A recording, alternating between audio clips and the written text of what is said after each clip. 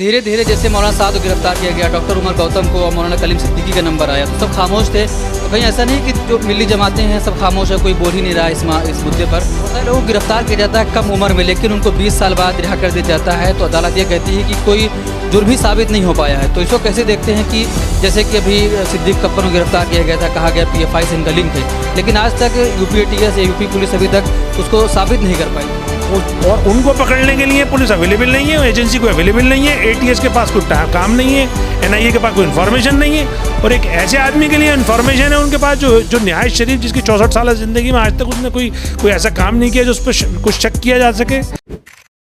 Times में आपका स्वागत है। मैं असरार अहमद। जिस तरीके से जबरन धर्म परिवर्तन के मामले में डॉक्टर उमर गौतम को गिरफ्तार किया गया, उसके बाद अब मौलाना कलीम सिद्दीकी को गिरफ्तार किया गया है।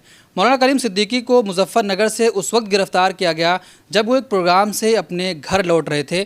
जब घर लौटने में देरी हुई तो घर वाले परेशान हुए, उनको तलाशना शुरू किए। बहुत तलाशने के बाद जब वो नहीं मिले तो बाद में मालूम चला कि यूपी ATS ने उनको जबरन धर्म परिवर्तन के मामले में गिरफ्तार कर लिया है।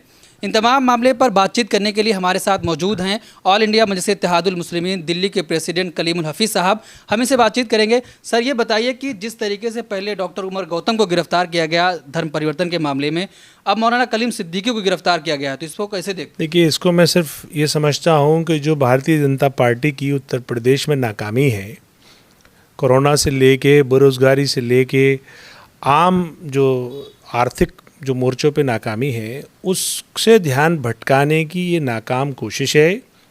धर्म परिवर्तन स्कैंडल एक फ़र्ज़ी मुद्दा है। पहले उमर गौतम साहब को भी इसी तरह से उन्होंने फंसाया और उसी तरीके से अब मौलाना कलीम सिद्दीकी साहब को फंसाया है। मैं ये समझता हूँ कि ये वो वक्त आ गया है कि हमारे मुल्क की, ख़ासतौर से जो मुसलमानों की जो मजहबी लीडरशिप है, उसको ये सोचना चाहिए कि वो अब इसका कैसे मुकाबला करेगी। और जमहूरियत में जो उसका हक़ है, यानी कि उसे अपना हक़ लेने के लिए सड़कों पे निकल आना चाहिए। और इस तरह का जो हमारे अकाबरीन पे अगर नंबर आ जाए तो अब बचा क्या है। सवालिया निशान साथ साथ उन नाम नहाद सेकुलर पार्टियों पर भी आता है जो मुसलमानों का वोट तो लेती हैं, उनके रहनुमा होने का दम भरती हैं, लेकिन जब उन पर मुसीबत आती है तो वो बिल्कुल चुप्पी साध लेती हैं। मौलाना उमर गौतम साहब के केस में भी यही हुआ। किसी नाम नहाद सेकुलर पार्टी की ज़ुबान से एक लफ्ज़ नहीं निकला, और वही मौलाना कलीम सिद्दीकी साहब के मामले में हो रहा है।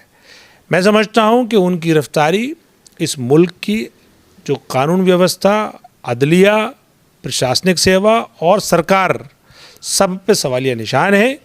एक ऐसी कद्दावर शख्सियत जिसकी न सिर्फ हिंदुस्तान में बल्कि पूरी दुनिया में जिसकी इज़्ज़त है, जिसके काम करने का तरीक़ा एकदम साफ़ है, यानी जिस मुल्क में ख़ुद मुसलमानों को अपनी ज़िंदगी तंग हो रही हो, वो किसी दूसरे गैर मुस्लिम को मुसलमान कैसे बैला फुसला के बना सकते हैं, ये आम इंसान को समझ में आने वाली बात है।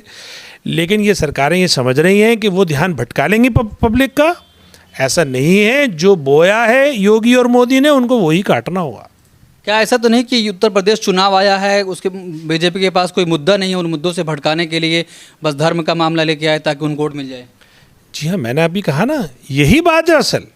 दूसरी बात ये है कि आखिर ये इतनी इनकी एजेंसियां तेज़ हैं और संदिग्ध गतिविधियों पे भी ये इतने बड़े बड़े नेताओं को अरेस्ट कर सकती हैं।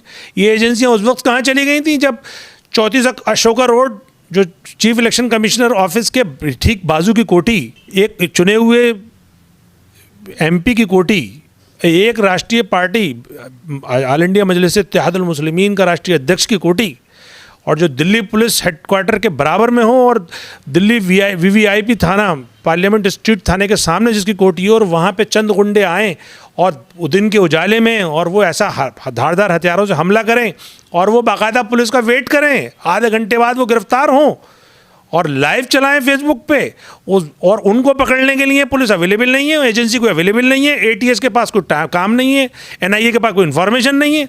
और एक ऐसे आदमी के लिए इन्फॉर्मेशन है उनके पास जो नहायत शरीफ, जिसकी 64 साल ज़िंदगी में आज तक उसने कोई ऐसा काम नहीं किया जो उस पर कुछ शक किया जा सके। तो ये सवाल इन एजेंसियों पर से ज़्यादा इन सरकारों की नीयतों पर है। ये सरकारें ये चाहती हैं कि अक़लियत में खौफ आ जाए, ये चाहती हैं कि अक्सरियत जो है वो अक़लियत से नफ़रत करने लगे और पोलराइज हो जाए और सांप्रदायिक माहौल ख़राब हो जाए। लेकिन मैं समझता हूँ कि हिंदुस्तान की आवाम बहुत ही सुलझी हुई आवाम है। हर मोर्चे पे आवाम ने इस तरह की चीज़ों को रिजेक्ट किया है। आने वाले इलेक्शन में ये बीजेपी और आरएसएस की जो ये हथकंडे हैं इनको भी रिजेक्ट करेगी। आपने ओवैसी साहब की बात की, तो जब दिल्ली दंगा हुआ था एक व्हाट्सएप ग्रुप बना था, व्हाट्सएप ग्रुप की वजह से कई लोगों पर यूएपीए लगा है, लेकिन उन लोगों को गिरफ्तार तो किया गया जो हमला किए थे उनके कोठी पर, तो उसमें कोई गंभीर धाराएं नहीं लगी हैं। गंभीर धाराएं यानी ऐसा हमला जो देशद्रोही की पहली लिस्ट पे आता है, पहले नंबर पे आता है, और उन्होंने बाकायदा उनकी कोठी में भी लिख दिया था, नेम प्लेट तोड़ के देशद्रोही की एक नेम प्लेट लगा दी थी। जब बच्चों पे व्हाट्सएप ग्रुप बनाने पे आप एनएसए और यूएपीए में कार्रवाई कर सकते हो तो इन पे क्यों नहीं कर रहे? नॉर्मल एफआईआर 188 और 427 सेक्शन जो अवेलेबल हैं, जो थाने से जमानत मिल जाती है, वो लगाई। एक बड़ी मुश्किल में हमारे 6 घंटे मेहनत करने के बाद उन्होंने पीडीपीपी 3 एक्ट लगाया जिसमें वो नॉन अवेलेबल था और जिसमें 5 साल से 10 साल सज़ा हो सकती है। तो आप अंदाज़ा लगाइए इन सरकारों का दोहरा रवैया, यानी अक़लियत ज़रा सारा अपना जमहूरी हक़ अपना मांगने सड़कों पे निकले तो उस पर यूएपीए, और वो भी उन बच्चों पे जो अभी पढ़ ही रहे हैं। छोटी छोटी बच्चियां हैं, बहुत कम कम उम्र के बच्चे हैं, वो बरसों से जेल में सड़ रहे हैं, और वो लोग जो खुलेआम क्लेम करें कि हम धारदार हथियार लेकर आए और हम मार देंगे काट देंगे, और वो खुद एक उसमें मारने वाला मुख्य आरोपी थाने में बैठ के कह रहा था ये बात पुलिस से कि अगर मुझे असदुद्दीन ओवैसी मिल जाते तो मैं उनको जान से मार देता। उस पर भी उन्होंने यूएपीए तो छोड़िए, कुछ संगीन धारा आर्म्स एक्ट भी नहीं लगाया है। तो ये तो इस मुल्क का एक ऐसे मुकाम पे पहुंचा दिया इन सरकारों ने कि जो 60-70 साल में हमारे आबाओ अजदाद ने जो इस मुल्क की इज़्ज़त बनाई थी पूरी दुनिया में, इन्होंने तार तार कर दी है, और चंद गुंडों के आगे ये सरेंडर कर गए हैं और पूरे देश की सुरक्षा व्यवस्था को इन्होंने यरगमाल बना लिया है। और लेकिन ये नहीं समझ रहे हैं कि इस तरह के कुकृत्य से ये ठीक है पोलराइजेशन करा लेंगे और कुछ वोट में भी अपने इजाफा कर सकते हैं, और मैं कहता हूँ हो सकता है कि जीत भी जाएं, लेकिन क्या वो ये देश से बड़े हैं? देश तो हार रहा है ना। देश की जो कानून व्यवस्था ख़राब हो रही है, जो शबी पूरी दुनिया में ख़राब हो रही है, जब तक देश की कानून व्यवस्था अच्छी नहीं होगी कैसे हमारे यहाँ फॉरेन डायरेक्ट इन्वेस्टमेंट आएगा? कैसे दूसरे मुल्क हमारे ऊपर भरोसा करेंगे? किस तरह से न्यूयॉर्क से लेके और यूरोप तक और पूरे एशिया के अखबार लिख रहे हैं कि हिंदुस्तान में अक़लियतों के लिए ज़मीन तंग हो रही है, और ये और ज़मीन तंग करते चले आ रहे हैं। आपने कोरोना में देखा होगा मरकज़ को निशाना बनाया, किस तरह से मौलाना साद के लिए ये दिल्ली का मुख्यमंत्री अरविंद केजरीवाल से लेकर गृह मंत्री तक उनके पीछे पड़ गए थे और पूरी जमात को बदनाम कर दिया था, और आज तक वो मस्जिद उन्होंने सील की हुई है। उसके बाद मौलाना गौतम के साथ होता है, और अब मौलाना कलीम सिद्दीकी साहब के साथ होता है। तो ये सब जो इनके दोहरे रवैये हैं, ये मुल्क को नीचे लेके जा रहे हैं, ये मुल्क के दुश्मन हैं, ये किसी तरीके से भी मुल्क के वफादार नहीं हो सकते। लेकिन धीरे धीरे जैसे मौलाना साद को गिरफ्तार किया गया, डॉक्टर उमर गौतम को और मौलाना कलीम सिद्दीकी का नंबर आया, तो सब खामोश थे। तो कहीं ऐसा नहीं कि जो मिली जमातें हैं सब खामोश हैं, कोई बोल ही नहीं रहा इस मुद्दे पर, तो फिर उनका भी नंबर आ सकता है? बिल्कुल उनका नंबर आ गया है। अब भाई ये 2 नाम जो आप ले रहे हैं ये छोटे नाम नहीं हैं। आप चाहिए हमारे मिली जमातों को सब लोग मिल कर के, अब इससे ज़्यादा और क्या बुरा वक्त आएगा जब आपके अकाबरीन जेलों में हैं और बेगुनाह होते हुए जेलों में हैं। अब आप लोग सब मिलकर मुत्तहद हो जाइए, अपने आप को भी मुत्तहद कीजिए, और जमहूरी निज़ाम में जो एक सिस्टम है कि अपनी जमात को भी मजबूत करिए। सब लोग एक सियासी जमात पे आ जाइए, ये सबसे अच्छा मौका है। यही मौका है जो आपको आपकी हिफाजत का यकीनी बना सकता है कि आप पॉलिटिकली यूनाइट हो जाएं, अपने एक झंडे के नीचे आ जाएं और इनके इलेक्शंस में मुंह तोड़ जवाब दें, ताकि आपके जो मसाइल हैं वो भी उठ सकें, और जो आपके ये जो सॉफ्ट टारगेट आपको बनाया हुआ है उस सॉफ्ट टारगेट बनने से भी आप बच जाएं। इसमें कोई दो राय नहीं है। चूँकि मैं दिल्ली मजलिस इत्तेहादुल मुस्लिमीन का अध्यक्ष हूँ, इसलिए मैं ये आपसे आह्वान करूंगा कि इस वक्त मौजूदा दौर में ऑल इंडिया मजलिस इत्तेहादुल मुस्लिमीन एक बेहतरीन प्लेटफार्म है, एक बेहतरीन लीडरशिप के अंडर में वो पार्टी काम कर रही है, और बैरिस्टर असदुद्दीन ओवैसी साहब से अच्छा इस वक्त पार्लियामेंटेरियन, उनसे अच्छा बेबाक और निडर लीडर मौजूद नहीं है। मैं आह्वान करूँगा, चाहे इस मुद्दे पर हो या अभी आने वाला, अभी आप लोगों का भी और किसी का भी नंबर आने वाला है, उनका नंबर हो, अगर कोई इस वक्त में हमारी रहनुमाई कर सकता है तो बैरिस्टर असदुद्दीन ओवैसी साहब कर सकते हैं। तो ये मौका है, ये अपॉर्चुनिटी है हमारे लिए कि हम इसी तरह की मुसीबत ही सही, लेकिन इसी मुसीबत के बहाने यूनाइट हो जाएं और अपने हक़ को मांगना और अपने लिए हक़ के लिए आवाज़ उठाना सीख जाएं।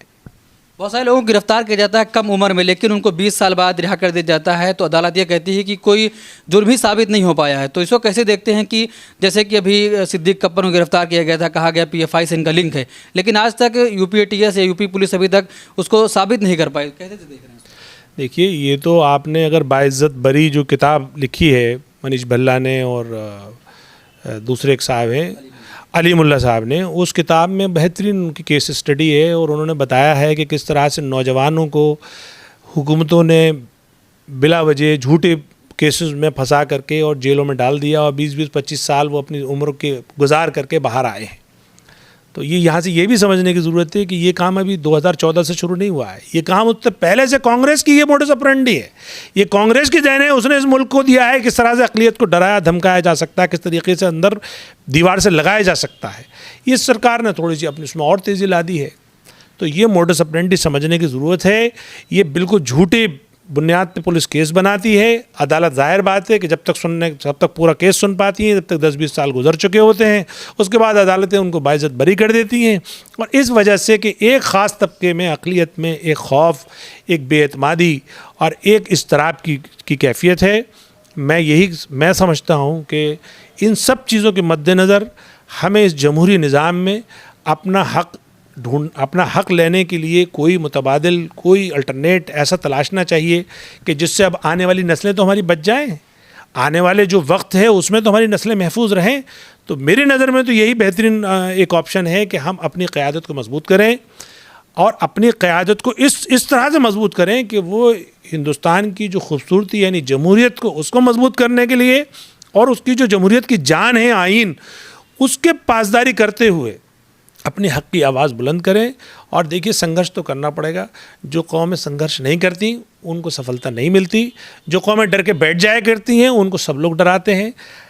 कहीं कहीं हमारी कैफियत ऐसी हो गई है, ख़ास तौर से नाम नहाद सेकुलर पार्टीज़ ने हमें उसी कैफियत में पहुंचा दिया है कि हम बिला वजह डरते हैं और जो कौम अल्लाह से डरने वाली थी वो इंसानों से डरने लगी। तो मैं समझता हूँ चाहे यही चूँकि ये बुज़ुर्ग हैं, अल्लाह ताला इनके थ्रू बहुत सारे काम करा रहा था। हो सकता है कि उन पे ये एक बज़ाहिर तौर पे हमें जुल्म नज़र आ रहा है, लेकिन हो सकता है अल्लाह ताला इसी के बहाने से हमें कुछ सिखाना चाहता हो। वो चाहता हो कि हमारे नौजवान समझे इस बात को और वो देखें और गौर खोज करे कि आखिर हमारी जो भला है, हमारी जो फलाह है वो किस में है। अगर इस तरह के इंसिडेंट आम होने लगे, जब इतने बड़े बड़े मौलाना जिनकी इंटरनेशनल रेपुटेशन है, जब वही अरेस्ट होने लगे और बिना किसी सबूत के अरेस्ट कर लेती है पुलिस, और जब चाहती है जब बताती है, तो जब यही अरेस्ट होने लगे तो बचा क्या है। जब बैरिस्टर असदुद्दीन ओवैसी साहब जैसे नेता के घर पे ही अगर हमला होने लगे और वीवीआईपी जगह रहते हुए हमला होने लगे, तो फिर हमलावरों के लिए बचा क्या है। तो इसलिए ये वक्त है हम उठ खड़े हों, मुत्तहिद हो जाएं और अपने हक़ के लिए जमहूरी निज़ाम में आइन के दायरे में रहते हुए आवाज़ बुलंद करें। बहुत शुक्रिया। ये थे कलीमुल हफीज़ साहब, जो ऑल इंडिया मजलिस इत्तेहादुल मुस्लिमीन दिल्ली के प्रेसिडेंट भी हैं। इन्होंने कहा कि आइन पर भरोसा रखते हुए हमको अपना हक बुलंद करना चाहिए और अपनी मांगें मनवानी चाहिए सरकार से, क्योंकि एक जहनियत की सरकार इस मुल्क पर मुसल्लत हो रही है और जिसके इशारे पर यह काम किया जा रहा है उसको पूरा देश जान रहा है। मिल्लत टाइम्स को आपकी ज़रूरत है, हमारी आप माली मदद करें। हर महीने सिर्फ 100 रुपये और 1 साल के लिए एक साथ सिर्फ 1000 रुपये। रकम भेजने के लिए यहाँ दिए गए फ़ोन पे, गूगल पे और पेटीएम नंबर का इस्तेमाल कर सकते हैं।